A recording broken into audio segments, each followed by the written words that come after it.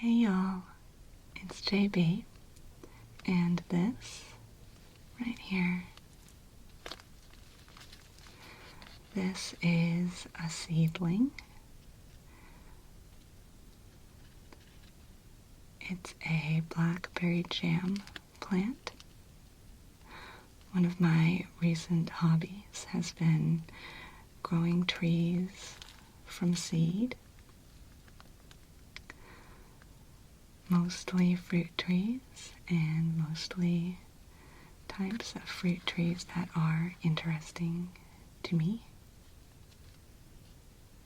So this is blackberry jam fruit, or it will be. I'll show you a few others in a moment. I wanted to make a video talking about interests and hobbies, and discussing that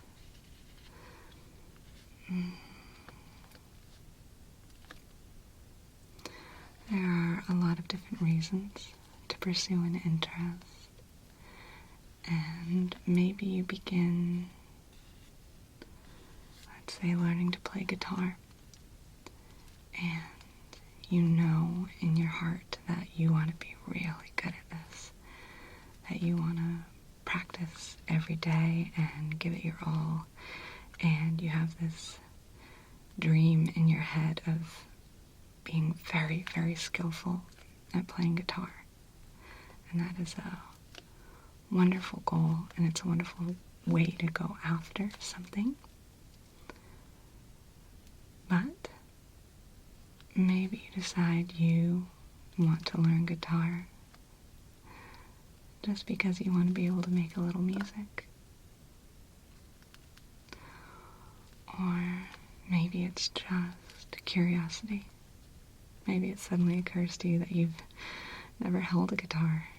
You're not even sure what the right way to do it is. Maybe you feel curious about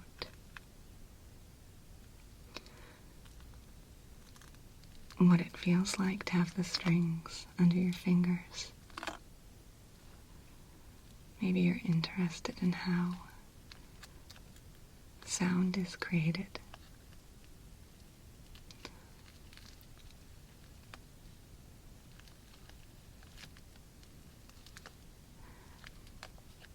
Maybe you just want to try it out to have the experience of having done it because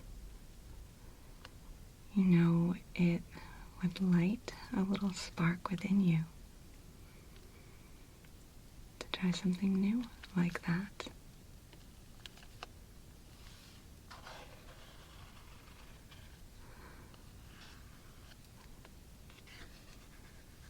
I'm a bit of a serial hobbyist. Some of my favorite hobbies have been with me for a long time.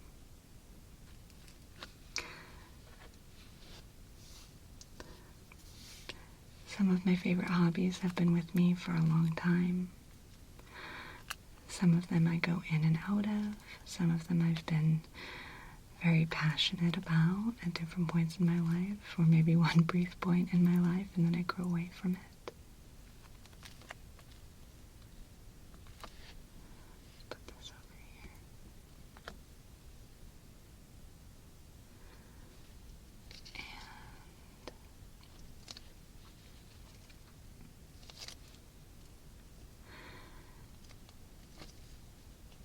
And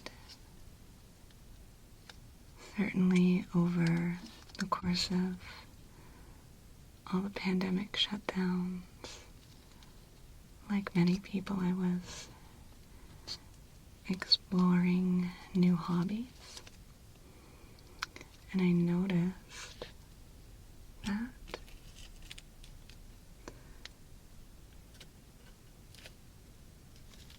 here we go, yeah, calamansi. I noticed that when I would look up videos on YouTube on how to draw, or how to play piano, or how to pick up new languages, so many of the videos would be geared very heavily especially with the drawing ones I noticed.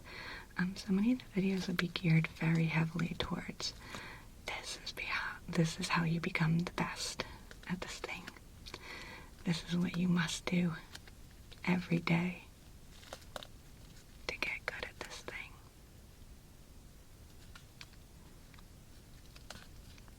And I had a little bit of a personal struggle. I'm sure that many of you who garden or work with plants, like I do, have maybe had similar experiences where you go to watch a video about it or read an article, and there can be this feeling of, wow, the person who made this article or this video is very, very into this thing, and they're very knowledgeable. And I just don't know if I am as hardcore as this person. Should I even bother? The answer is yes, you should, probably.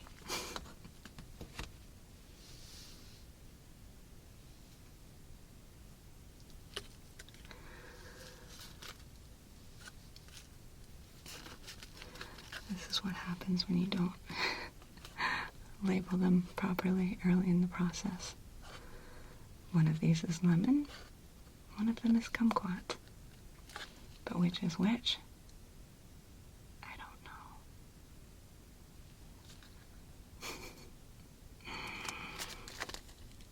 So I'm going to be showing you some of my drawings in just a moment. And come here, buddy.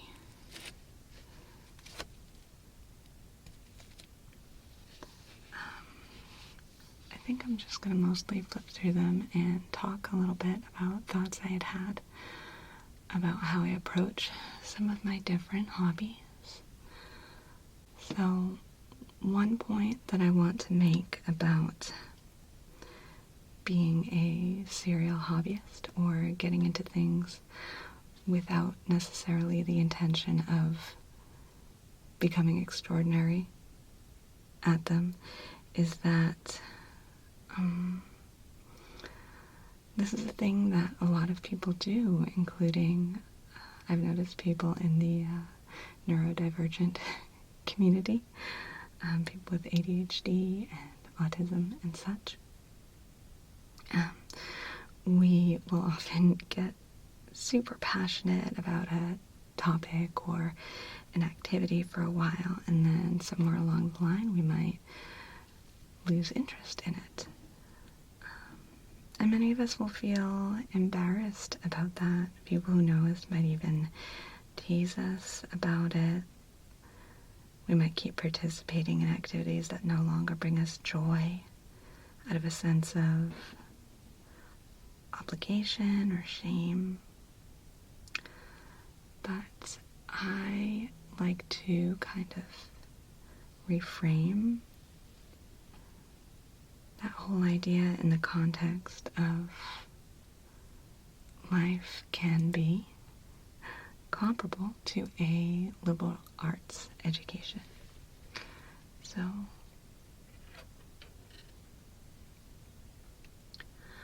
let's say in college, whether you've gone to college or not, just imagine you're in college and you take a class on Victorian era literature, okay? And you absolutely love it. You love the class. For a few months, you explore this topic passionately. You devour all the assigned reading. You engage in all the class discussions. You go home and share anecdotes about what you've been learning with your friends and your family. Maybe you even do extra stuff because you're so into it. You do extracurricular reading. You watch some movies that are set in that time period. Maybe you go to a museum and check out an exhibit that's related to it. But then eventually the class ends and you don't retake the class. Your educational plan doesn't necessarily have you taking Victorian era literature too, or anything like that. Maybe over the course of the rest of your life, maybe you never even read another piece of Victorian literature again. But that doesn't make the time that you devoted to the class frivolous, right? You enjoyed it, and you carried what you learned from it into other life experiences, even if just indirectly.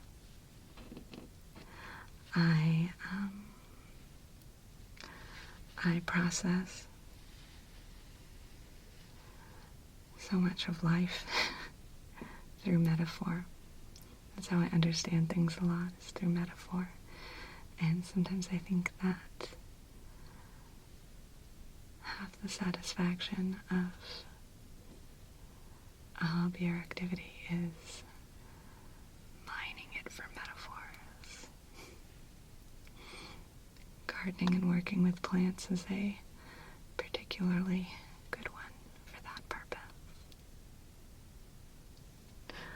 Okay.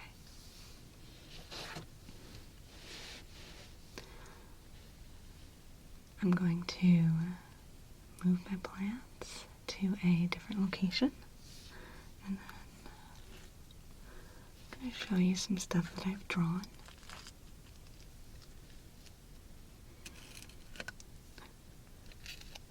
And we can talk a little bit more about hobbies and not worrying about being good at them necessarily.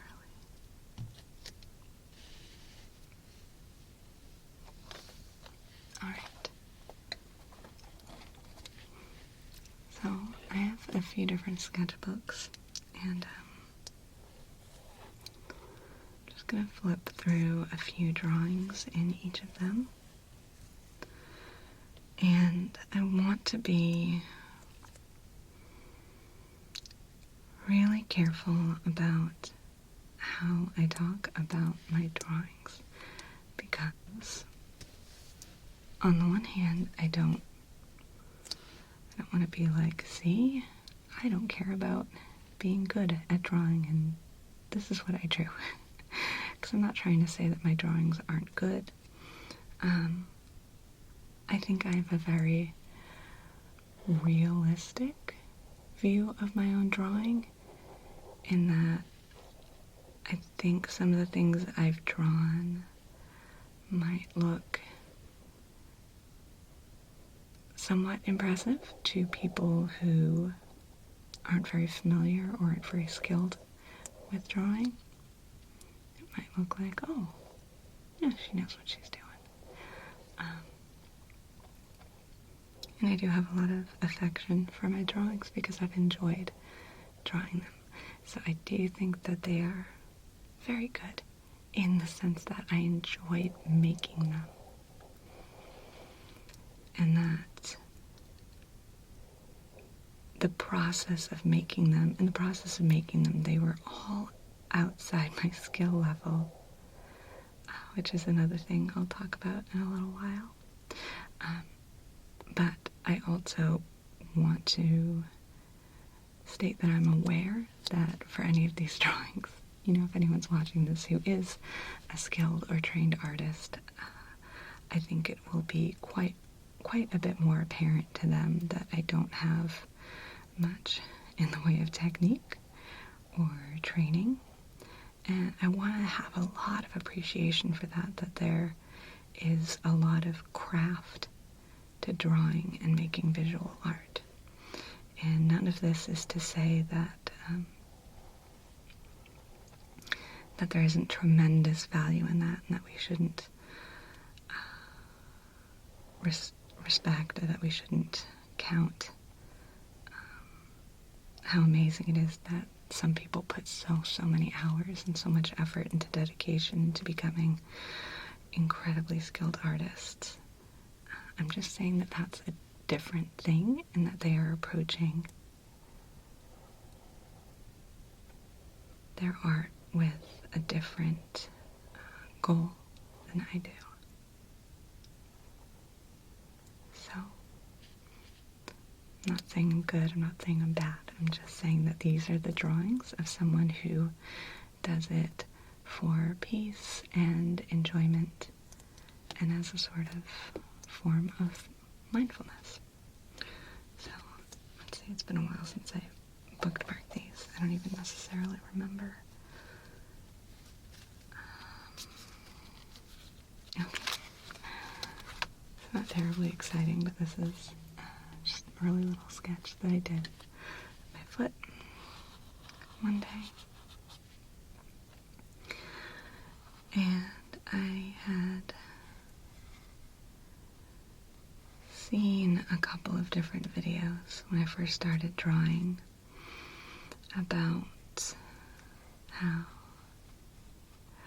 they all put forth the argument that everyone should practice drawing.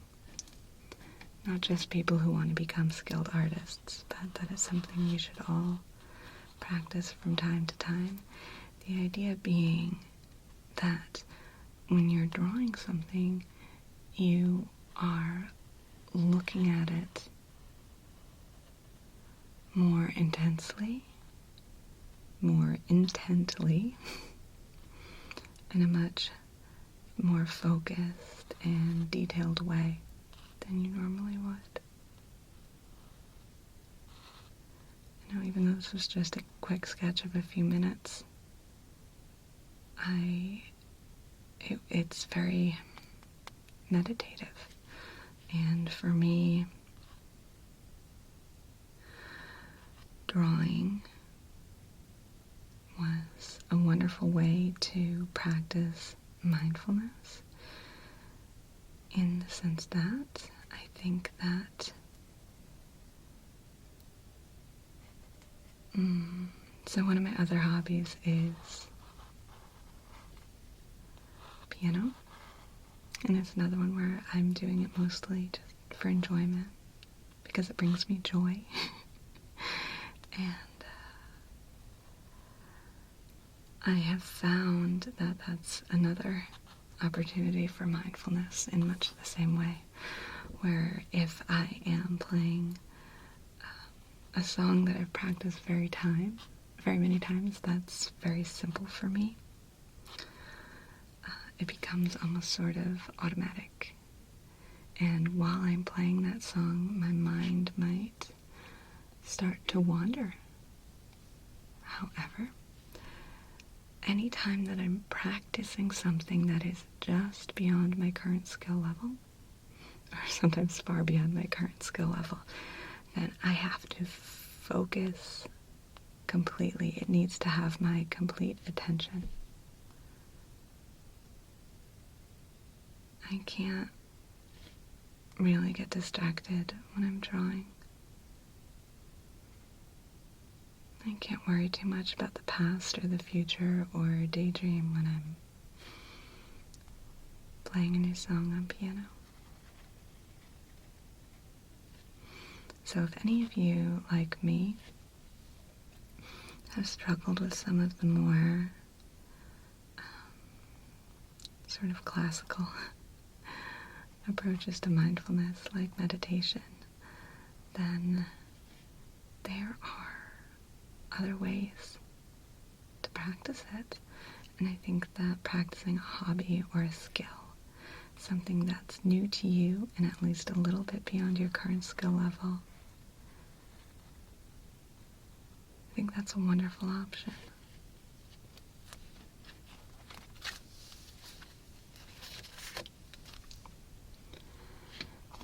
In this one, for instance, I am remembering when I drew this, it's just another quick sketch. I I was parked outside a pizza place, I think. Yeah, pretty sure. I'm like, I'd say 85% confident this is true. My recollection is that I was sitting outside a pizza shop in my car waiting to go in and get the pizza. And instead of sitting in my car and daydreaming, which is something I do enjoy, but instead of just sitting there or looking on my phone at whatever, I got out of my car. I saw there was this tree right next to where I was parked, and there was this little spot where leaves were coming right out of the trunk in a way that I thought was really interesting. And another interesting thing about drawing and about participating in something where you're only doing it in little bits here and there is there are choices you have to make, right? I only had about 10-15 minutes maybe to draw, and there was no way I could get every detail of what I was looking at, so I had to choose. I wanted to draw these two leaves. I chose them. And how much detail? How much did I want to worry about accuracy before moving on to the next thing? Did I want to try and get the shadows as perfect as possible, or did I just want to get an impression of them?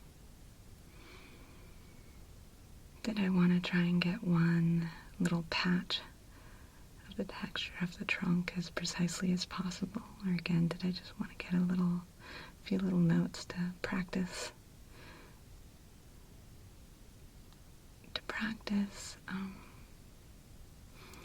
Translating what was coming into my eyes, what was interesting to my eyes, and processing that through my body and trying to make it appear on paper. How much of the outline of the tree did I want to get? And again, and how much detail, or did I just, if I'm recalling quickly, it wasn't a process of looking at the tree, because sometimes when you're drawing, you look intensely at something and make a little movement, look back to the subject, make a movement, and it's a lot of back and forth, kind of flicking your eyes back and forth between the paper and the subject that you're drawing. And then sometimes, if it's just as an exercise and it's not something where accuracy is terribly important to you, like with this, I believe what I did is I was just kind of more looking at the tree and letting my hand move down the paper without looking at the paper too closely. I just wanted to see how that would work and what it would feel like and look like to get my impression that way.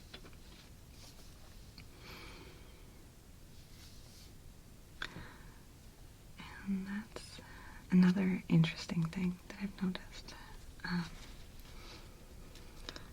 Is that, the next one's a little bit of a silly one, but,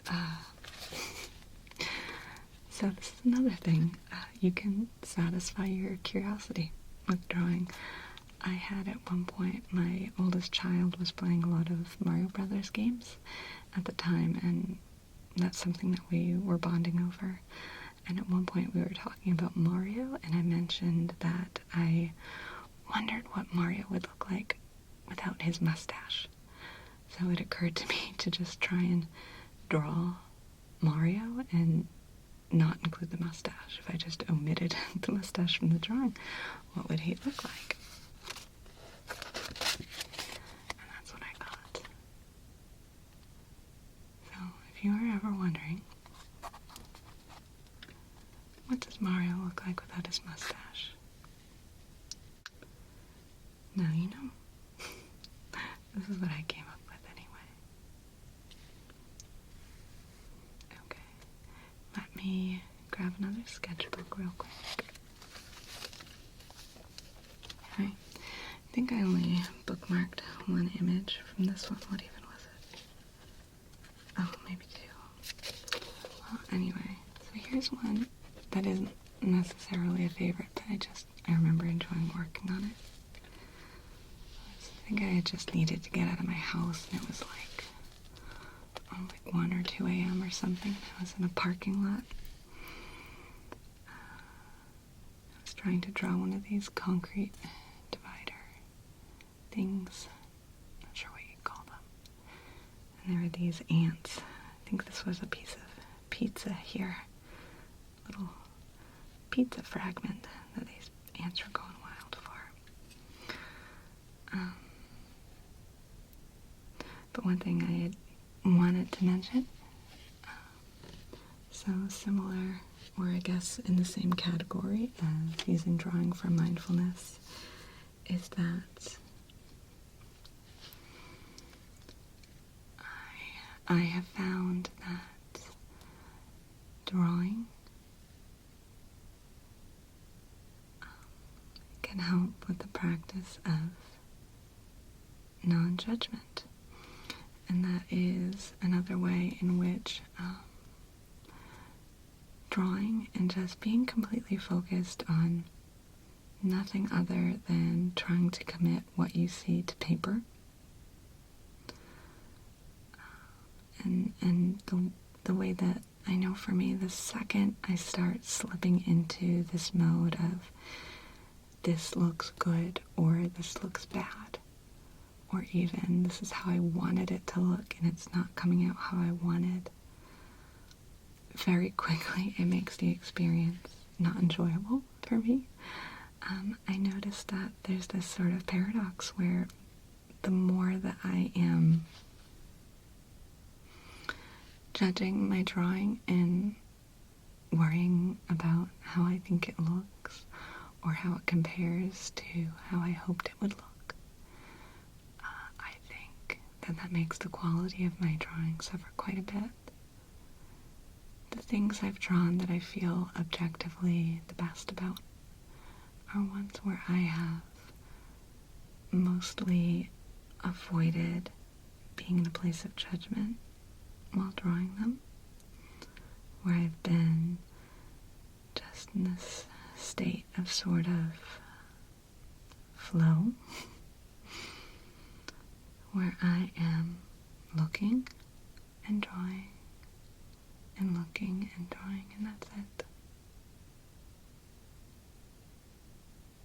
But I think on the back of this page is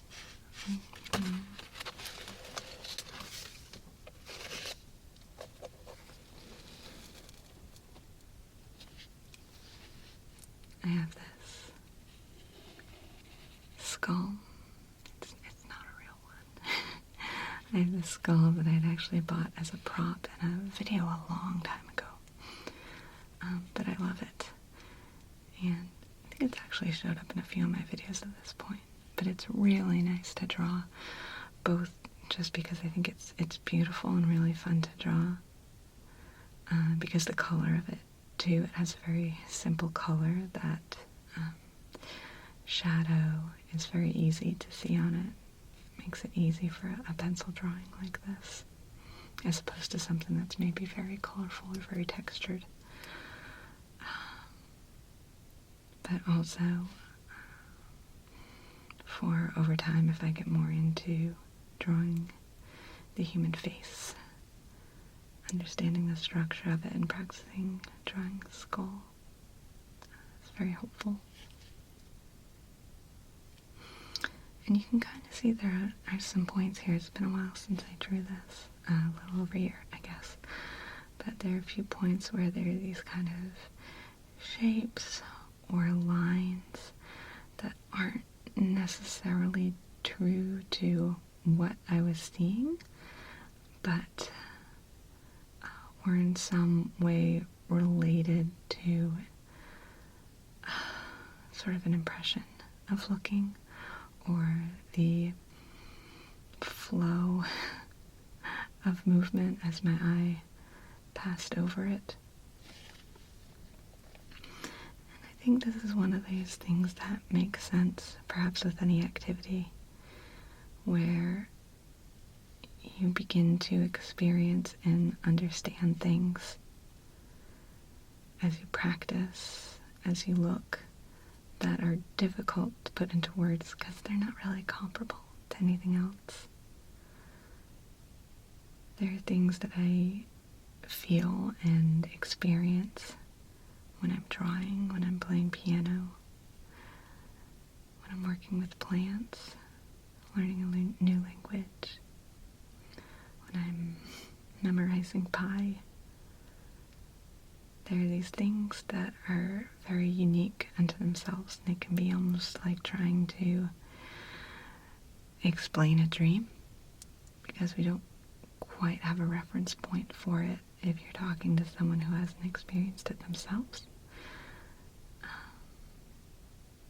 And that's something that I think can make the experience very full and rewarding. Again, even if your goal isn't to become very good at it, it's an experience. You get to feel things and notice things.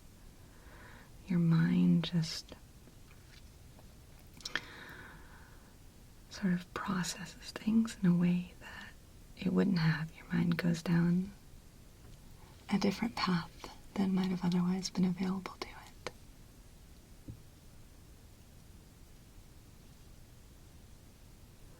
Imagine walking down a gravel path for the first time and you've never walked on gravel before. And trying to explain that to someone else who's never walked on gravel. There's something about feeling it that makes you understand it in a way that you just can't through words or description. Okay, I'm gonna grab another sketchbook. It's my really big one. We'll see if it fits in this shot.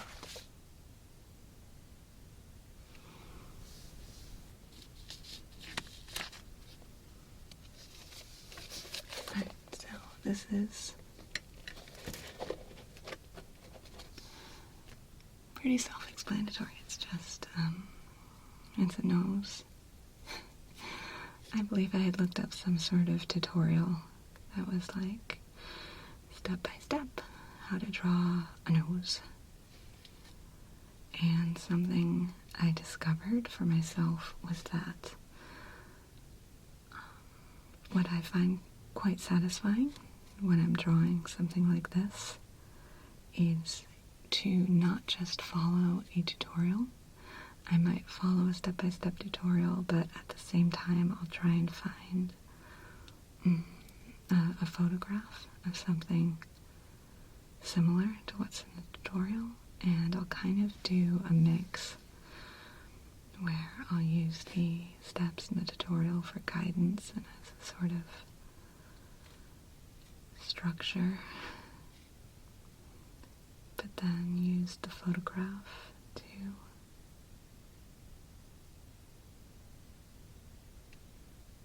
make it into something that feels right for me.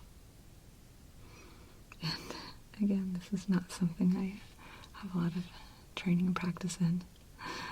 And throughout this video, I keep wondering if there's someone who's very skilled in drawing who is like, no, don't do it that way. But again, if you are someone who wants to become very skilled at drawing, then my advice might not necessarily be any good. But if you are someone who is perhaps interested in drawing or any activity, just for the experience of it, then that's a different matter. I feel a lot better talking to that. So, his nose, I dated a bunch of them, but not all of them, and this, I think, was, I don't know what I was doing here. Oh, I think I had one of those little, like a little smudge tool thing, and I was trying to get some of the graphite off of it. That's what some of this is. Anyway, let's see. I have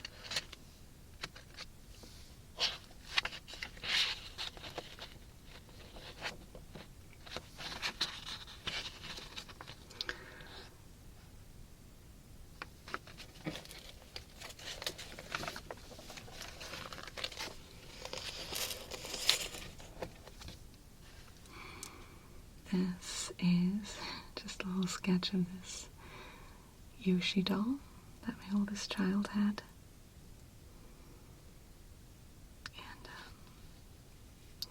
And this is a good example. When I was looking at tutorial videos for drawing, so many of them would be like, don't do this thing. Whatever you do, don't do this thing or that thing. It's terrible. And a lot of them would be things that I did, and there's that feeling of like, oh no.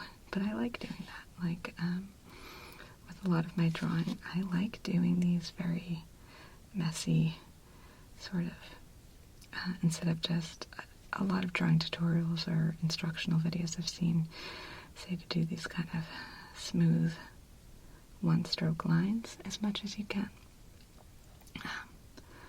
But I like the experience of looking at something and trying to feel it out in tiny segments like this. It just, maybe the end product isn't ideal, but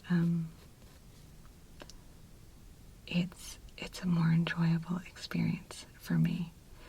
It's kind of an equivalent to, imagine if your eyes were closed and you were going to touch this little stuffed doll and you wanted to get a sense for exactly what it looked like, but with your eyes closed. For those of you who are, vision impaired, you are probably much more experienced with this. But imagine just putting your fingers on it and very carefully feeling it bit by bit and really rubbing your finger over tiny little portions of it to get a sense of detail in the way it moves. You might not necessarily just pass your finger over once. You might kind of rub back and forth, and let me know if this makes sense to you. It makes sense to me. I feel like when I'm drawing these things, a lot of times I'm feeling it out with my pencil somehow as I look at it, and I enjoy that. So this is an example of what I do for the sake of enjoying the experience, which is totally valid, being different than what you would probably see in a video that was telling you how to be good at this. Oh, and there's a drawing that isn't in here anymore because I drew it for my sister and I sent it to her.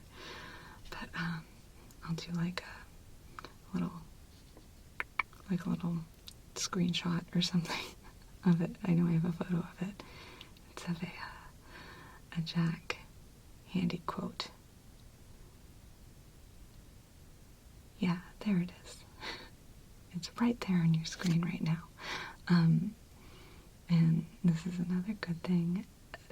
Practicing drawing has given me so much more appreciation for people who do draw and draw well and have a lot of skill for it. Animals especially. Like, I knew I wanted to make this drawing that involved a shark and an elephant, and oh my goodness, I didn't know what I was getting into with this elephant because elephants are so textured, and in general, animals tend to have a lot more texture to them than people do.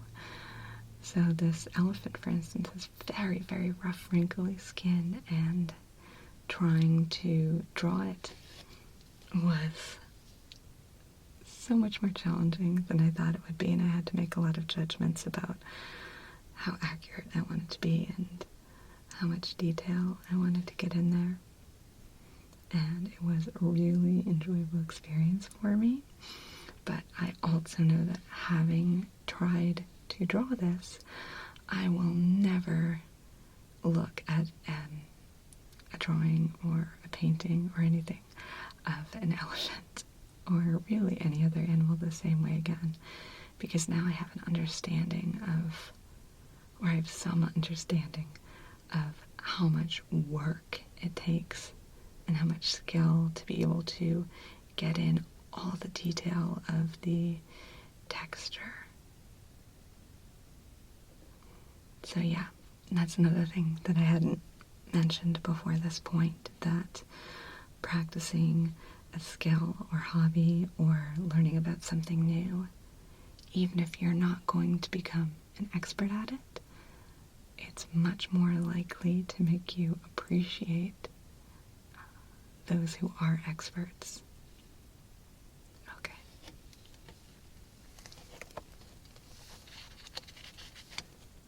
Let's see if I can be able to get this whole...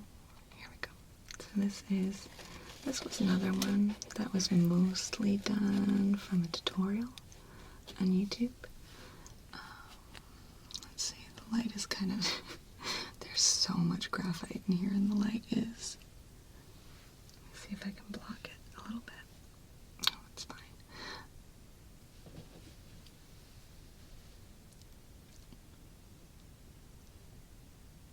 No, that's too much work. It doesn't matter. Okay. So I wanted to do a realistic human eye, and I probably put more work into this one than any of the other drawings I've done. And it was really enjoyable sitting down and working on it in sections and coming back to it. This was done over. It's funny, the tutorial video that I copied this from was done in one sitting. It looked like maybe it took the person, I don't know, maybe 30 minutes or so to draw it. But it took me many sittings over quite a while to finish it. But this was another instance of having that tutorial, but also some photographs I printed of an eye, and building on what I said about my last drawing that I showed you.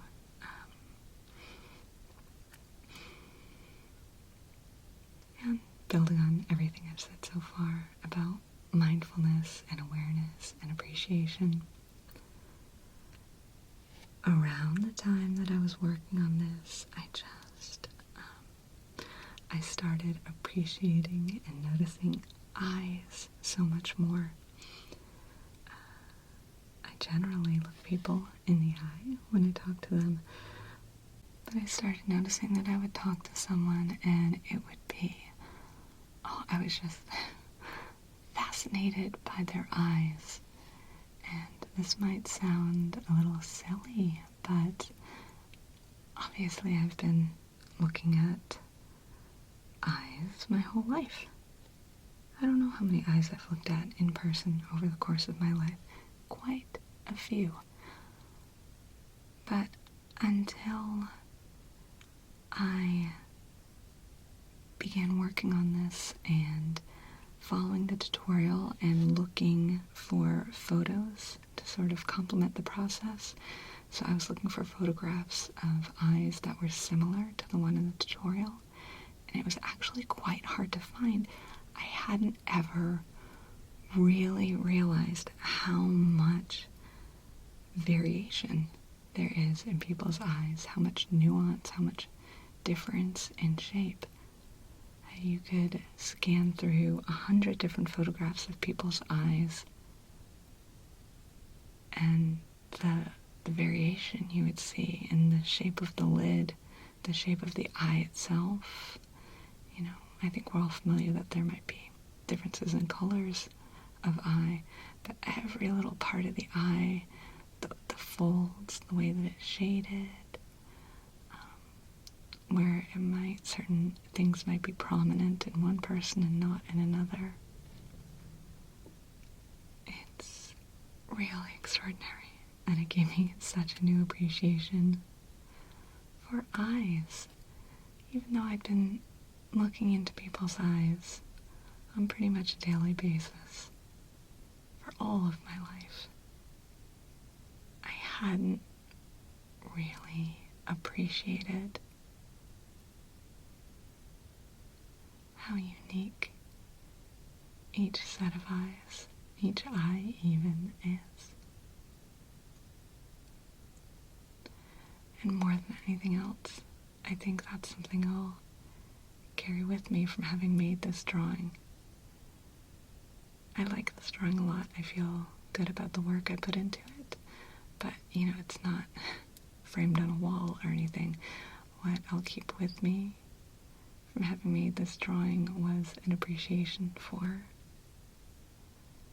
something I've looked at every day my whole life and never properly appreciated. And that's going to be true for music or language. I'm just kind of listing off my own hobbies here, but that's going to be true for anything. You're going to start noticing things that you never noticed before.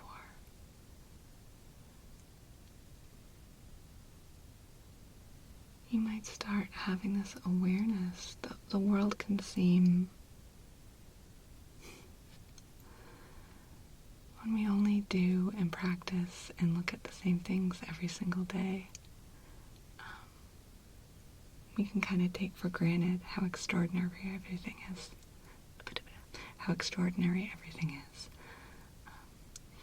One thing I know that a lot of people who have children will notice, or who work with children, is that very small children will take delight in things, or be scared of things, or be interested in things that we've completely forgotten were interesting. We kind of take for granted. I think exploring new skill or hobby is another way to look more deeply into just the everyday things in our lives.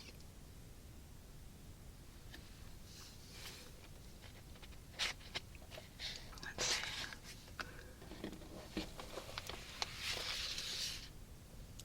Alright, just one more sketchbook that I want to show a few from. And if you were curious, for whatever reason, I don't know exactly why, I have found that this is my favorite sketchbook. There's something about the, I think the size of it, I really like, although I might like the size of the huge yellow one a little bit more, but the size of this is good, it's easy to work with, and there's something about the thickness and the texture of this paper, it's a little bit rough, that I like very much. And if you pick up drawing, you'll find what you like, and you might be like me, always wanting to buy new sketchbooks so you can try out new types of paper. But this is my favorite. I like this, and then I don't think I have it with me, but there's a little small book that's meant for small watercolor paintings. I like that paper to draw on as well. So what did I have in here? Let's see if I can turn this without it being too loud. Okay. I think I have 3 in here. I'm just gonna show you. So this is an ear, and I think just about everything that I would say about the eye, a lot of that would go for the ear as well. This was also a tutorial, but I used a photograph as a reference as well. Again, just looking at an ear more intensely than I'd ever looked at an ear before. The big difference between this one and the eye was the eye I put a ton of time into. And this was a relatively quick sketch. I think I did this one, I don't know, maybe 30 minutes or so. I don't remember. But I remember this one and the next one being pretty quick sketches. This one as well. And this is just, I had gotten it into my head that I wanted to do a head, shoulders, oh my god, I just totally forgot the song. A head, shoulders, knees, and toes series, which I haven't kept up with, but I wanted to do head, shoulders, knees, toes, eyes, ears, mouth, nose, Isn't that so funny? I imagine most of you probably know that children's song, Head, Shoulders, Knees, and Toes. But I just found that it was really difficult for me to remember all the body parts in the song without singing it. Anyway, that's why I decided to do these shoulders. There you go. And then the last one I will show you is this one here. And I had this idea quite a while back that I thought it would be neat to draw something that was kind of a mix of a heart and a bagpipe. I don't know how or why that came to me. Okay, now I do. But it's a personal story, so I'm not going to share it. But I had this idea that they would go well together. And I just wanted to see what it would look like. And it was an idea I had had probably a year or so ago. And this is a completely different type of drawing I had discovered. It's one thing to copy something directly from what's in front of you, another thing to try and draw something from a tutorial or a photograph. Doing something creative that is at least partly just in your head, because for this I did have an image of a human heart, and I did have an image of a bagpipe. I had a few different photos of bagpipes, but combining them together, I had to do that in a way that I didn't have a direct reference for. And that, I think, kind of exercised a different mental muscle than just drawing something directly. And this was another one that was done in one session. Probably took me a couple hours, just sat down and did it in one sitting. My camera automatically shuts off every 30 minutes when I'm recording, and that's happened twice now. So I'll be doing some editing, but that means we have about an hour-long video now, which tells me that it's time to wrap this up. And yeah, I hope you enjoyed spending this time with me. I am very much someone who can take something that I am interested in and talk about it forever. So I'm very grateful to have this space where I can do that. I hope you enjoyed spending this time with me. I know I always enjoy spending it with you. And I think this is generally a topic that I would like to hear people talk more about. So if you have any experiences you want to share with hobbies or interests and reasons to pursue them that are maybe other than just excellence, I would love to hear about that. So, I am sending you lots of love. I'm very thankful for you, and I'm thankful for our time together. I know your time is very precious, and the fact that you choose to spend it with me means so much. It's really cool.